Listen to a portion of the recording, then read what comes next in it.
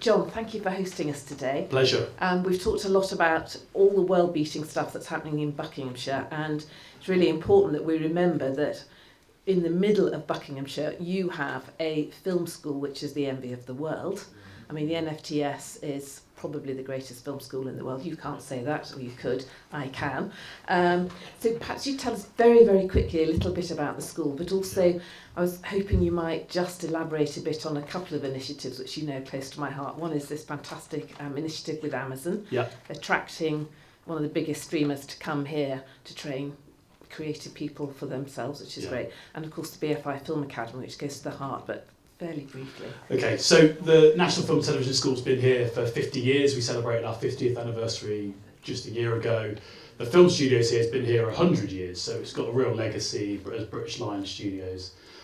23 students walked in the doors of the NFTS in 1971, and we're now 750 strong as kind of MA and diploma, and we train around 1,000 people a year on short courses. So we're probably one of the biggest providers of film and television education in the UK.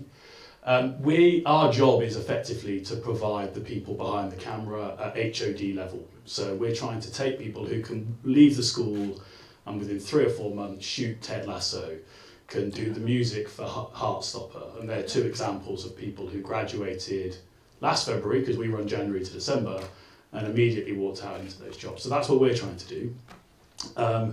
We get lots of people apply. It's quite lumpy. And what I mean by that is we get 400 people apply to be a director, we get 30 people apply to be a sound recordist. So there is absolutely a problem with communication around what these jobs are. I did speakers for schools yesterday at a school in Hertford, and they're all blown away by the idea that there's jobs for electricians and carpenters and accountants, and we've got much more to do in telling that story. Those 2 initiatives you mentioned, both things I'm really proud of. We worked together 11, 12 years ago on the establishment of the Film Academy. Ed was asked earlier about an initiative that you could do at school age to get involved in film and television education, and the BFI Film Academy is that. It's delivered UK-wide. I think there's 50 regional centres, a couple in Bucks, and then the film school offers a 2-week residential funded by the DFE and lottery for 66 of those 1,000 kids to come to the NFTS in Beaconsfield for 2 weeks and kind of take that experience to another level. I think that academy is, I think it's the thing we'll point to in 10 years' time and say that's where the new Edgar Wright came from, the new Steve McQueen, because I think it is doing great work in helping young people in schools and colleges move into a whole other level of experience. And then the second one, which is a new initiative we set up with Prime Video last year, was to establish a trainee scheme where we recruited 25 people. We had 400 applicants. We took 25. They get a salary from the NFTS for a year, and then when they're not on an Amazon production, they're here training. So effectively it addresses the issues around the fact that production is piecemeal, and you might only need somebody for 2 or 3 weeks or 3 months, and then what do those people do next? And as a 18, 19-year-old, that's a hugely scary thing if you're trying to build your life and career. And also we can do all the wraparound care around housing, pastoral support, mental health support. So that's the first year with the guys from Amazon. There's some of here at the back, and we're really proud of it, and we want to grow it from 25 to bigger numbers.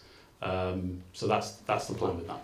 I think it's great you're funding that, Amazon, I really do. So next time we watch Amazon, just remember that behind that film we're watching, that some of that money is going into training the very industry we're here to talk about today. So good partnership.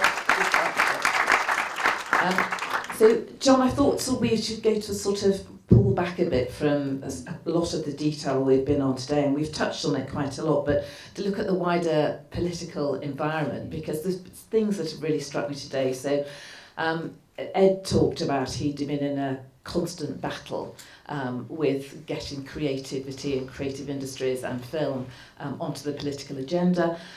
He was right. I always found it very ironic when I was at the BFI. It was 2019 actually, when I think it was the summer statement from the Chancellor, and they said that the country had been kept out of recession by, rather quaintly, the moving picture business, which was very spiky. So on one hand, you know, we've got ministers deriding media studies, and on the other hand, there's a recognition that actually it's the future, it's the business of the future.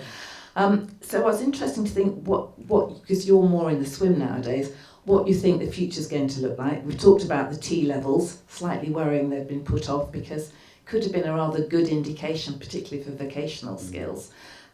So how do you see it, and where do you see the school pivoting in the moving context? Oh, it's really challenging. I don't know if I'm an optimist about it, really. I feel a bit pessimistic. I think T levels are really problematic, not because I don't want them to work, but because the amount of placement hours you need to make them successful has just not been thought through and considered. And I've never been invited to a meeting to talk about how to solve that.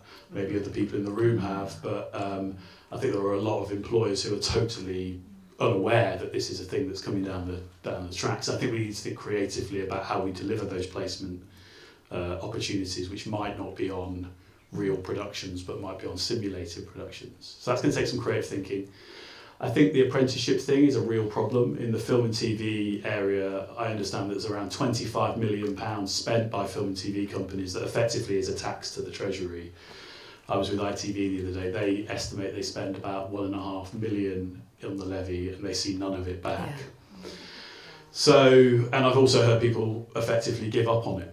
So, I heard some colleagues from some other organisations say it was just too difficult, don't bother. So we're actually about to advertise here for an apprenticeship development manager, and we're going to fund that post for 2 years and say, because we've got such great relationships with BBC, ITV, I know you have. Prime Video, and so it's like, can we leverage those relationships to try and find a solution to this? And we may not succeed. It's beaten better people than me, so we'll see. But we cannot leave that 25 million in the drawer. Yeah. I agree. And then the third thing I think is the BFI put a call out for production spend, about 1% of production spend to be spent on skills. And I think that was met with a sense from the industry of, oh, we don't really want to do that, or it sounds like a lot of money. In Ireland, it's 2.5%, by the way, so it's not a lot of money. And I think David Putnam, I understand, is about to release some research in April where he's basically modelled if you don't do something around skills, what it means for wages. And actually it makes the 1% figure look tiny. So I think hopefully people are starting to catch on to this, that we need employers to step up and spend more money. We're in a really privileged position here. Amazon are doing that with us, the BBC, ITV, but that's not typical for every college provider or group. So how do we scale up what is quite a boutique industry into a much more industrialised model? I mean, there are lots of things there, aren't there? One is the apprenticeship levy, Gareth, where I was absolutely astonished that hasn't been resolved yet, because it's insane that money is going specifically to deliver the very skills that this industry needs. And actually, the way it's designed prohibits it actually helping. And that's because productions don't last for a year neatly, which is what's required. And presumably that's the same thing with the T levels. So for those people with influence in this room, it would be great if when these really important education initiatives come out of government, some thought could be given to how it might apply for businesses that don't fill that, September to July thing. Wouldn't it be really helpful? Okie dokes, so let's move on quickly to the BFI strategy, not the whole strategy, because we'll be here for the whole thing. Obviously, I read it with huge interest, having worked with Gareth on the first one we did about 7 years ago. And I thought it was very clever the way that they have put absolutely front and foremost this notion of partnership. As you say, it's got to be a partnership between industry and education providers. But then I sort of know that, as you say, we're mainly a cottage industry. Most film companies and TV companies are small. They're scrabbling around to get their next production going, and that's hard enough anyway without adding additional burdens on them. So I was going to ask you, because obviously you're going to have to tackle this one as well. Practically, how do you think that could or might work? Well, the BFI plan is, for those who don't know, is to establish skills clusters across the UK and to use lottery money to develop initiatives that are locally focused. We've been involved with a bid, we don't know if we've got it, but we've been involved with a bid around Buckinghamshire, Surrey and Hertfordshire, also partnering with colleagues in London, because what our concern was it was going to become about levelling up only, and actually we are the engine of film and TV production in this region, and without a bid from providers in this county, it felt like that would get missed. I think it's a really clever idea if it works, which is to say, who are the anchor tenants in those areas? So Pinewood, maybe Marlow in the future, Shepperton, Leaveston. How do you use those as an engine of access and inclusion? And who are the educational partners who can help deliver that? But Gareth's point is right. It's 800 grand of lottery money over a period of years. So it's not very much money really. And the only way it's going to work is if industry comes in and supports it and matches that money, and local councils and other let money and others ties into that as well. So I met with Martin, leader of the council. He was telling me about the Buckinghamshire levelling up areas, and that there's bits of cash to support activity. We've got to tie all this together. So I think the group that Jon pulls together is really key in making sure those conversations are had. We want to play our part in that. We need the Amazons to play their part in that. We need Pinewood to play their part in that. And it's, as Gareth said, we've been saying that for a long time. Yeah. So we've actually got to do it. Yeah. I mean, it is astonishing, isn't it? Again, and Gareth heard this from me for years, and we're both talking this mantra now that education for this sector has depended on trying to get some contribution from industry, which is already hard pushed in most areas, and lottery money. Instead of, if it's such a big industry, why on earth isn't it funded, or why isn't it formalised properly within the education system? And in a way that I would argue that the discussions have moved on from just creativity, because actually we're more in that CP snow area now, where we need a mix of the science, the technology and the arts, because actually most of what we're dealing with now, and you're dealing with here in the school, those skills are needed, aren't they? In the games industry, they're crying out for people who've got that combination of skills. So we almost need a new approach there, I would have thought.